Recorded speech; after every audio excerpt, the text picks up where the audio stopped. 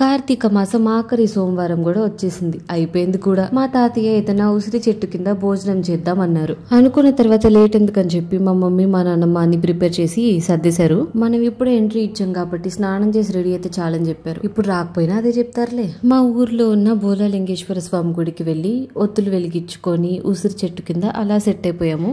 మనకెలాగో ఎక్కడికెళ్ళినా చేతులు కాళ్ళు ఆగవు. అటెళ్ళి 2 ఫ్లవర్స్ ఇటెళ్ళి 2 ఫ్లవర్స్ తీసుకొస్తే భలే కోసావరా అన్నారు మా తాతయ్య.